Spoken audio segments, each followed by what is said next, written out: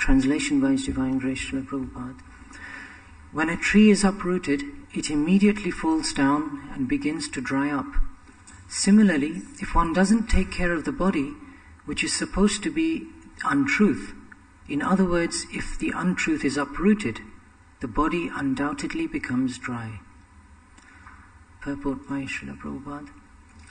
In this regard, Srila Rupa Goswami says, Prapanchikataya buddhya harisambandhi vastuna mumukshibi parityago vairagyam falgu katyate. One who rejects things without knowledge of their relationship to Krishna is incomplete in his renunciation. This is from the Bhakti Rasamrita Sindhu. When the body is engaged in the service of the Lord, one should not consider the body material. Sometimes the spiritual body of the spiritual master is misunderstood.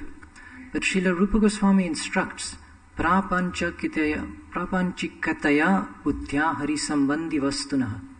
The body fully engaged in Krishna's service should not be neglected as material. One who does neglect it is false in his renunciation. If the body is not properly maintained, it falls down and dries up like an uprooted tree, from which flowers and fruit can no longer be obtained. Shri Shri Radha Gokulananda ki jai. The Vedas therefore enjoined, and there's a long couple of lines of Sanskrit here, Omiti satyam neti anandritam tad etat pushpam phalam vacho yat satyam saheshwaro yashasvi kalyan kirtir bhavita pushpam hi phalam vacha satyam vadat yathaitan mulam vacho yad anritam yad yatha vriksha avir mula shushyati sa udar tata evam evandritam vadan avir mulam atmanam karoti sa shushyati sa udvartate tasmad andritam navadet dayita tvetena. Should we repeat? The purport is that activities performed with the help of the body for the satisfaction of the absolute truth, Om Tat Sat, are never temporary, although performed by the temporary body. Indeed, such activities are everlasting. Therefore, the body should be properly cared for. Because the body is temporary, not permanent, one cannot expose the body to being devoured by a tiger or killed by an enemy. All precautions should be taken to protect the body. Srila Prabhupada ki. Om Jnana Timnana Shri Guruvaya Namaha. So this is an interesting series of verses from His Grace Shukracharya Prabhu. And what's interesting is that Shukracharya speaks a lot of very interesting philosophy and mentions very valid points. The only problem is that the ultimate conclusion is slightly wrong. So this gives us a hint that sometimes even if we get some of the details of how to do certain things right, if our mindset or our intentions are not pure, the end result could be completely the opposite. What is the result of Shukracharya's wonderful preaching? The result is that he is encouraging Bali Maharaj to not surrender to the Supreme Lord. And these are the same reasons that we could possibly use to further our devotional service. So in these last few verses, Prabhupada draws out the actual good points from this speech. And he actually demonstrates how to apply these things correctly, following the standard technique of taking things from any location, however impure or perfect they may be, to use them in their appropriate way. So, what is being mentioned here is that when a tree is uprooted, it falls down and begins to dry up. So if one doesn't take care of the body, which is like the tree, even though the body is untruth, because that untruth is useful. Without the help of the body, a conditioned living entity cannot go back to Godhead. This is the interesting aspect. If one is in the body of a ghost, if one just has a subtle body, they are expected to take another birth again by the mercy of Lord Shiva in order to perfect their life and then potentially advance forward. So without the material body, it seems one cannot transit between different stages of life. So the material body, when it's given to us, is actually a gift. It's a gift from Krishna. And so we are advised to take care of it. Now, if we go through the Shastra and study them, we will find just as many encouraging statements regarding maintaining the body carefully as there are statements advising advanced devotees to neglect the body. So this can be a source of great confusion for people.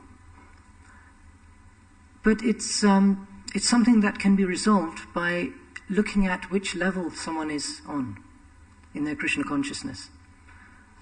People don't come to Krishna consciousness and immediately attain the platform of highest Paramahamsa level instantly, overnight. I mean, some may do. There's nothing in our process that could stop that happening. But generally we see it takes a considerable period of time, effort, endeavor, patience, utsahan, nishchayat, dairyat, all of these components. And then over a period of years, one purifies themselves and moves through different stages of Krishna consciousness until hopefully they reach a Paramahamsa stage and go back to Godhead. So now for different people at different stages, there are different regulations. The standard prescription for someone who joins the temple, perhaps a bhakta, following Prabhupada's guideline, is that a bhakta should be given as much as possible to eat, but it must be prasadam. So there's no question of restricting the body. At that stage, it is very important that a person connects with Krishna.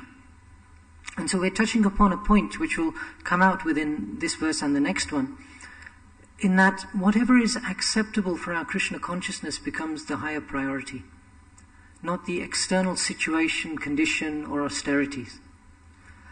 There are undoubtedly many, many austerities to perform in devotional service. And Prabhupada has in many cases, in many places, just glorified this simple sutra that we have. No meat eating, intoxication, illicit sex, gambling. These are the 4 austerities which are broad categories and they have many consequences, of course. But if we focus on these 4 austerities, then really there is no need to be going looking for additional ones to follow. Someone who joins, they start following different austerities, they start restricting themselves from prasadam, they start living in a sanctified environment. This is a perfect entrance into Krishna consciousness. And Prabhupada endorses this in many places by explaining that we are the kitchen religion. Now in spiritual circles, too much endorsement or attachment to tasty foodstuffs can be seen to be a problem. So we can see just how unconventional these instructions may seem from a general perception of spirituality. Certainly from the type of spirituality which involves yoga, jnana, a lot of physical exercise, austerity, sense control, withdrawing from the sense objects. Definitely the recommendation is that we need to give up any objects of sense gratification. And in a sense, there is nothing contradictory here. Rupa Goswami is emphasizing that if someone actually rejects something without knowledge of its relationship to Krishna, that type of relationship is Falgu Vairagya. That type of relationship is incomplete. Renunciation is incomplete. Because our goal is not the renunciation, the goal is Krishna. So, in this case, the body, it is untruth, and if it is uprooted. Now, why are we discussing the body being uprooted here? Well, what has happened in the previous verses is that Shukracharya is predicting what will happen to Bali Maharaj if he goes ahead with his promise to Vamandev. He's already said to Vamandev, I'll give you whatever you want. And Vamandev is about to now just request something.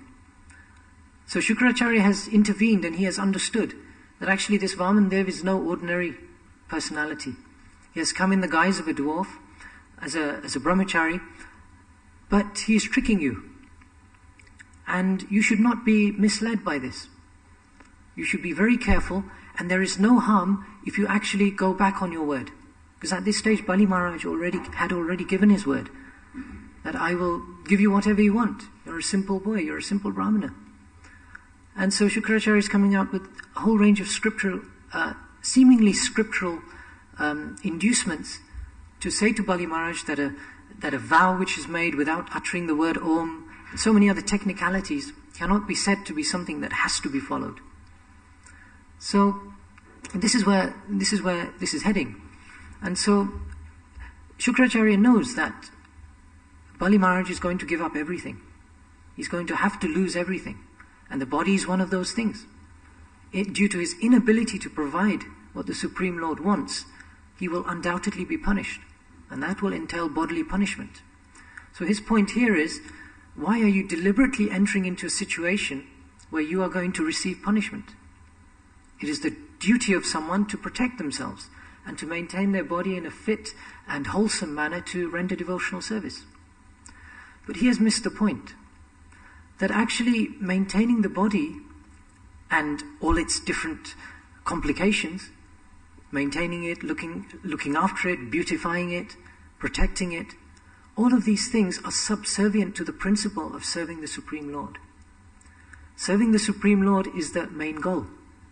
And as Bhaktisiddhanta Maharaj said very famously in one quote, he says, better to be ill or sick and to engage in Harikatha than to be perfectly healthy and not engage in Harikatha. Harikatha is the goal. The goal of the human form of life, specifically if we choose to make that our goal, is to actually go back to Krishna. Is to connect ourselves to Krishna. And the body is a very, very useful and helpful vehicle to help us do that. In fact, it's the only helpful vehicle we have. It is not without its dangers and consequences. We know that the body is largely under the control of material nature. And so the actions of the body, the different concoctions that the senses lead the mind to indulge in, those are not to be taken too seriously on a day-to-day basis. And this is why there is a strong undercurrent of encouragement towards renunciation in the scriptures. Because actually, engaging the senses is something that happens without thinking. We do that anyway. As soon as we take birth in this world, we immediately engage the senses in contacting different sense objects. So to keep doing that for Krishna, which is our standard practice, doesn't need too much promotion. What does need promotion is almost the other aspect, the renunciation aspect. So in this connection with renunciation, there's a nice story of Prahlad Maharaj.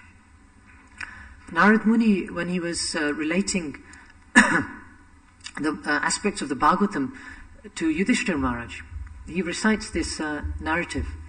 He explains there's an ancient history of Prahlad Maharaj, who once upon a time, along with his associates, desired to tour the universe and to observe how saintly persons behave.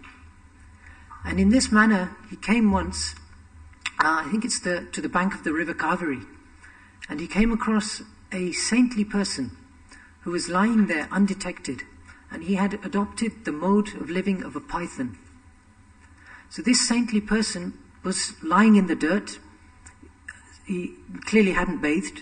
It was covered in dust, and he was lying there, pretty much rejected by the rest of society. I mean, we see this example in many cases actually, with Shukadev Goswami, and there are a few other instances when persons who look unconventional, those who do not appreciate their spiritual advancement will reject that person, and they will mock that person, and they will make fun of that person. Jad Bharat is another one, who had to endure so much suffering and insults from the general people. So this person was lying there, and he had adopted the mode of a python. And what does that mean? Well, a python waits. A python doesn't engage in any unnecessary extraneous endeavor to obtain what he needs. He simply waits there, and whatever food comes along, grabs it. So in that sense, absolutely no effort was being expended by this Brahmana to maintain himself. So he was completely uninterested. So Prahlad Maharaj approached him, and he saw that he was lying down, and he offered him his obeisances. A great personality like Prahlad Maharaj can understand when there is a very advanced personality, despite the external covering. So Prahlad Maharaj offered him obeisances, pacified him with very sweet words of glorification, glorifying his status, and asked him to explain a mysterious aspect about this particular person. He said, I've come here and I can see that you are a very advanced, exalted person. And you are making no effort to acquire anything. You don't have a job, you're not working. From what I can see, you're not making any efforts to eat anything. Yet there is something mysterious. Your body is quite fat. And I'm bewildered by this. You are quite well built, quite sturdy. And I would expect someone in your position to be very skinny. So this is the question he put to him. And he explained, if you think I'm not being impudent, please kindly explain this mystery to me. So this Brahmana started off. He started to explain that actually, he first of all glorified Prahlad Maharaj. And then he actually went on to explain that actually because you are someone who already knows the truth about devotional service, it is fit of you to ask this question. Otherwise, generally, a saintly person won't bother to give instructions to a person who's not going to follow them. So Prahlad Maharaj could actually understand the advancement of this person, and he was ready to take what was said to the core of his heart in his quest to understand perfect living. So he glorified Prahlad Maharaj. Then he went on to explain that I do not engage in sense gratification. I made this decision, this choice, some time ago. But what was this choice based upon? It was based upon the observation that everyone in this world, men, women, everyone, they are constantly trying to engage their senses in sense gratification. But the result that I'm observing is that despite all of their efforts, they are completely failing to do so. Despite all the attempts at sense gratification, people are still dissatisfied. They do not have any peace, and they are constantly full of perplexities. He explained that if someone is very rich, if they do make a successful life, if they are very rich, yes, the tendency is that, especially if they have nothing to do, that they will eat a lot and they will become fat and lazy. But he explained that I realize that this does not bring about any happiness. So I have adopted this mode of a python. And he said there are actually two living entities which I take great inspiration from. One is the bumblebee and the second is the python. Regarding the bumblebee, he said, a bumblebee goes from flower to flower, engages in a lot of hard labor to extract the pollen, the honey, and stores it very carefully in the beehive. But then someone comes along, forcibly opens the beehive, kills the bees if necessary, and removes the honey. So this is the situation in the material world. We'll work so hard, we'll labor night and day, we'll acquire opulence. But the more opulence one has, the more frustration there is when someone more powerful comes along and removes it. So therefore, the acquisition of opulence is not a goal for me. And this is someone who's living at the stage of a Paramahamsa. He's not interested in opulence. And that opulence is of all different characteristics. It includes foodstuffs, it includes places to stay. He then went on to explain that I, on a day-to-day basis, practice this occupation of a python. I sit here in one place. Sometimes, by Krishna's mercy, I get to lie on a nice soft bed, if people offer it to me, in a luxurious palace. Saintly, when someone comes across a saintly person, they may offer them some facility, some service, as part of their service. And the saintly kings that we read about in the Bhagavatam definitely went out of their way to serve the Brahmanas. The Brahmanas, this is a very interesting aspect. The Brahmanas have no interest in opulence or anything. But the duty of the Kshatriyas, and especially the people in general, is to actually serve the Brahmanas for their own purification. So this particular person was saying that on the odd occasion, when someone comes and desires to offer me service, of course, we have to remember that most of the time this person was receiving insults or neglect from people, or worse. So on the few occasions when he received something luxurious, he accepted it. He said, sometimes I lie with very fine pillows under my head, on nice soft bed. Sometimes I just lie on leaves, sometimes on the bare earth, sometimes on stone. I eat sometimes very, very luxuriously. Sometimes people offer me very palatable foodstuffs, very nice prasadam, cooked very carefully with ghee. Other times they offer me nothing, Or sometimes they offer me something with neglect. Now we know what it's like when prasadam or something is offered to us neglectfully. Yeah, that's your ration for today. Take it and go. We may see that. So that doesn't start off the whole process of appetizing and enjoyment very nicely. This is why when someone goes to a restaurant, especially if it's a posh restaurant or a more refined place, a lot of the effort doesn't necessarily go into the food and the taste of the food and how it's cooked. A lot of it goes into the presentation and the ambience and the atmosphere and the way you're served. It is all part of that process of enjoyment. When one goes to eat, they're not just after the belly being satisfied, they're after a whole mental satisfaction. So the person specifically highlighted this. Sometimes food is given to me very respectfully. Sometimes it is given neglectfully. Other times something may appear and I may take it. But by and large, I have no discrimination as to what happens. I simply take whatever comes by Krishna's mercy. He explained that sometimes people mistreat him and he just tolerates. Other times people treat him with great respect and care and he accepts. So he explained that in this way, I have fully adopted this mode of a python. I am not interested in the material world. I'm not interested in the sense gratification that it can provide. And I've come to this conclusion that neither by rejecting nor by accepting will that increase my spiritual advancement. Therefore, a devotee neither makes a point of rejecting something nor makes a point of endeavoring to obtain something. He simply accepts whatever is required. Now, this is someone on the level of a Paramahamsa. So now we have to appreciate that this is a stage that is reached over a period of time. It's not something that we suddenly just give up, renounce, decide to go into the woods and just sleep under a tree. There may be a few people, few exalted persons who can do that and will remain undisturbed. But there was one example of a person who had come to the New Vrindavan temple in America. And there were a lot of different fads going on at that time, in the hippie era.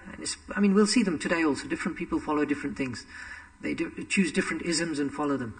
So this particular person was after a spiritual path, and he was starving himself.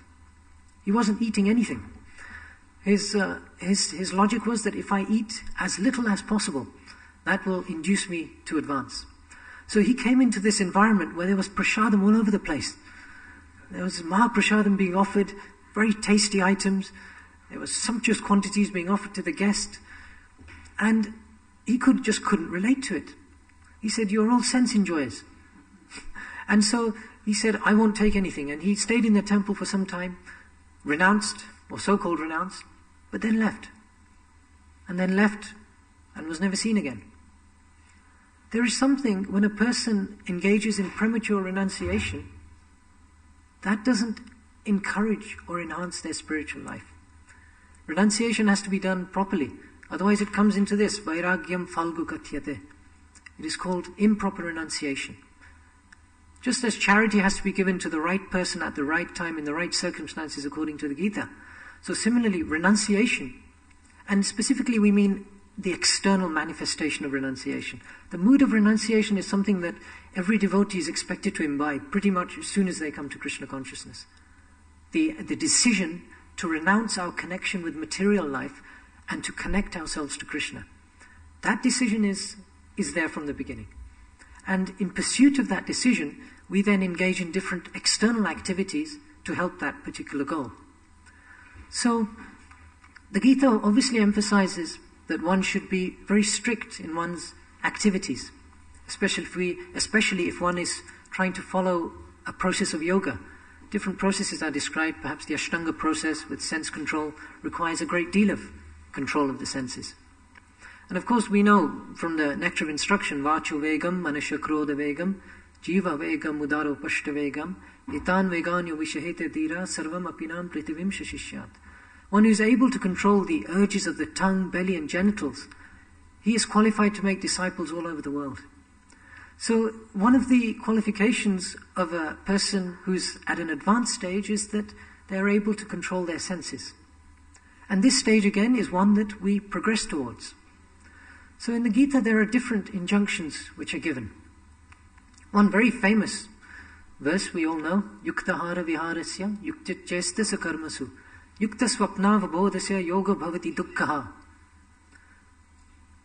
If we go through each one of these items, one who is regulated, this word yukta is mentioned 3 times with each item. It is important. One who is regulated in his habits of eating, sleeping and recreation can actually send away misery, dukkha, that misery that one experiences, even just simply on a material platform, that can be sent away, vanquished by this process. So just to mitigate material miseries, one can actually regulate themselves. But what is mentioned here with regulation is that one should not undereat, one should not overeat. So both aspects are there. There is no possibility of becoming a yogi, Krishna says, if one eats too little or eats too much, sleeps too little or sleeps too much. So the only question for us, well, there's 2 questions actually. What is that level which is right for myself? And what will I actually do? What level of discipline do I have that once I've chosen the level, or others have advised me what the level is, because generally we'll choose the wrong level. Given the choice without proper understanding, we'll choose generally a level which errs perhaps on more comfort. Or as this person who joined that temple demonstrated, depending on his philosophy, he may choose something which is the other extreme. So often the particular level that we should be trying to reach, the steady state level, that is advised to us by our mentors, by our seniors. So knowing what sort of standard we should be following is one thing. Then the next step, the next requirement is to have the discipline to follow it. How many of us make vows? How many of us make resolutions that in 2014 I will rise at 3:30. I will not have breakfast until I've finished all my rounds. I will only eat at the prescribed regulated times, 3 times a day. Only what comes to the kitchen, only what is made by the kitchen. I will not go to the shop. We may make all these resolutions and we might follow them. And actually there's a whole economy which exploits people's resolutions. You know what it is? It is the personal health and fitness industry. There are special offers on just after Christmas. Join your local gym. 1 month's free membership. Lose all those pounds you've put on by not regulating yourself during the Christmas period, and now engage in a nice program of cardiovascular exercise and get back to that wonderful body you've always wanted. Well, they know this is not going to last. So they sign people up in 12-month contracts or whatever it is, just like the mobile phone. A person comes to the gym for the first couple of weeks, 3 weeks perhaps, then that's it. It's too difficult. I can't possibly go to work after coming to the gym. And so they know, they exploit this. And it's the nature of the world. If there is money to be made from a particular area, particular enterprise, there's always someone who will do that. But it underlies this fact that people are not disciplined. So knowing what to do is one thing, and then having the strength and ability to carry it out, that is another thing. So therefore our process of devotional service is meant to give us that discipline, give us some control. And again, this is also something that develops gradually. A discipline which is enforced on someone or which someone enforces on themselves, that's often how it happens also. Someone chooses a very strict standard of discipline for themselves. That won't last necessarily for an extended period of time. At a certain point, one needs to move from a stage of having forced discipline to moving to a stage which is more about spontaneous attraction. We know in this realm of sadhana bhakti, of course we know from the Nectar of Devotion that there are three stages to bhakti, or 3 categories of bhakti. Sadhana bhakti, bhava bhakti, and prema bhakti. Right? Different stages. And so in sadhana bhakti there are these 2 distinctions, Vaidhi sadhana and Raganuga sadhana. Well, the activities which are done in both can be similar. In Vaidhi sadhana, one engages in rules, and one, under the guidance and shelter of rules and regulations, engages in different activities. In Raganuga sadhana, one engages in those same activities. It's still termed sadhana bhakti, but out of spontaneity. Because one has obtained a higher connection. One has obtained a higher taste. And param drishtva nivartate, without that higher taste, we won't be able to sustain ourselves in spiritual life. So although we start off from a very strict point of yam, niyam, asana, well, the whole process is given in the Gita. Sri Sri Radha Gokulananda Ki Jai. We will start off from that process, and it is definitely very essential that that boot camp training takes place in the beginning. When someone joins the army, they're not immediately given the rank of a general, asked to allocate resources, asked to do this and that, make decisions. No, they're sent to the boot camp, where how they fold their bed sheets in the morning is one of the things. If they don't do correctly, they'll be getting some extra push-ups to do. You have to just, if you know anyone who's in the army, they'll tell you the different regimes that people are placed in. Quite strict. Now, how you fold your bedsheet isn't really an aspect of how good you are at aiming your gun and firing it at someone. It's not directly connected. But indirectly it is. Because it's training our mind to not be sloppy, irresponsible, messy, unclean. All of these things have an impact on our mental state, which will help us in our pursuit of devotional service. They encourage our devotion, rather than, they are not the devotion in themselves. So when people take these aspects to be the all in all and to be most important, that is a problem also. Better that these aspects are used as supporting measures to build up our strength, our spiritual strength, and our surrender to the Lord and His mission. And then gradually, as that surrender builds up, then we get more and more freedom. That freedom also is always constrained by the regulative principles, the basic principle of following the advice of the seniors, worshipping the seniors, worshipping the Supreme Lord under their instruction. Those things are never dismissed. But then perhaps as one's ability develops, they may be given more responsibility to look after others' spiritual welfare. There's no question of anyone looking after another's spiritual welfare on a managerial basis. There's plenty of good managers outside the spiritual movement. Management is everywhere. And in the material world, you will find management conducted in far superior ways to sometimes how we conduct it. Prabhupada installed certain methods of management. Those management methods, first of all, he said they come along naturally. As he explained to Tamal Krishna Maharaj, if one's preaching endeavors are very strong, then management will follow like a shadow. So the key focus has to be spiritual advancement. Spiritual advancement is what inspires people, is what gives them the higher taste. The management aspect is good up to a point. And it is also very much necessary for regulating the mission and for making sure everyone works harmoniously. But that aspect itself is not the aspect that will awaken true devotional service in the heart. Inspirational personalities are what do that. And so just as Prahlad Maharaj went on this world tour, Prahlad Maharaj had access to the best management. He was the best of the Asuras. This Brahmana referred to him, best of the Asuras. He had kingdoms, he had people working for him, he had systems, whole demoniac systems, which sometimes work very well. In fact, sometimes the systems of the demons are engaged by the devotees to assist devotional service. One example of this is Krishna, who asked Maya Danava to build a great palace for the Pandavas. He built it so expertly, so intricately, using such great technical resource and ability that there was no equal to it anywhere in the three worlds. It was a wonderful creation. So, definitely, all aspects, all different qualities and skills and talents within the world can be used by the right person in Krishna consciousness. So our aim is to get to this stage of attraction.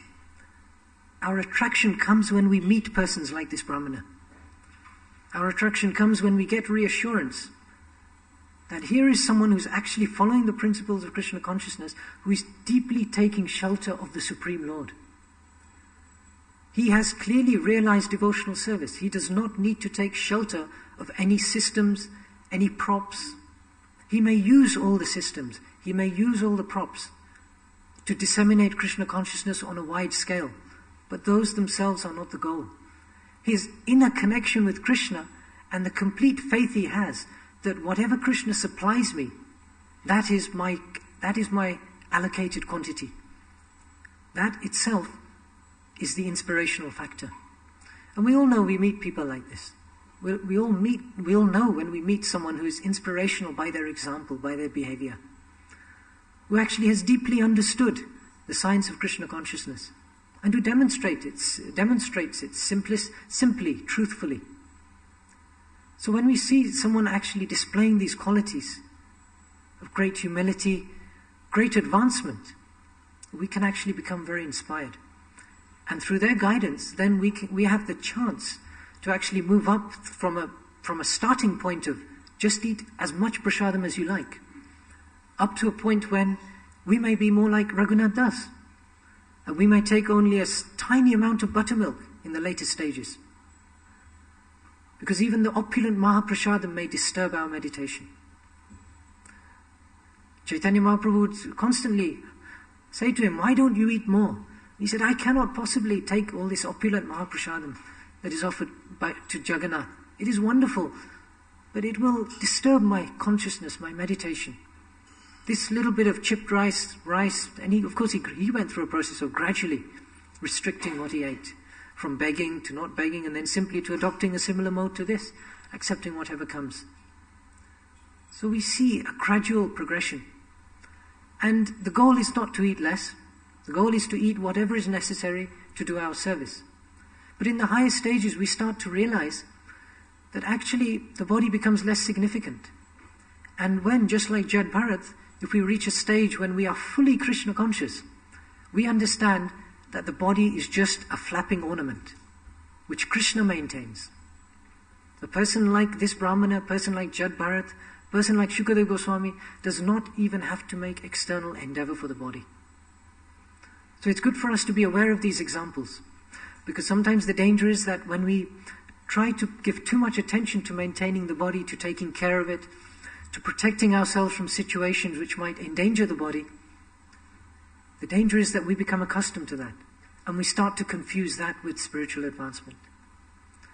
So those are a few points relating to the body, and how Shukracharya, although he has exactly the right ingredients, the application may be wrong. So I don't know if there are any questions, comments, corrections.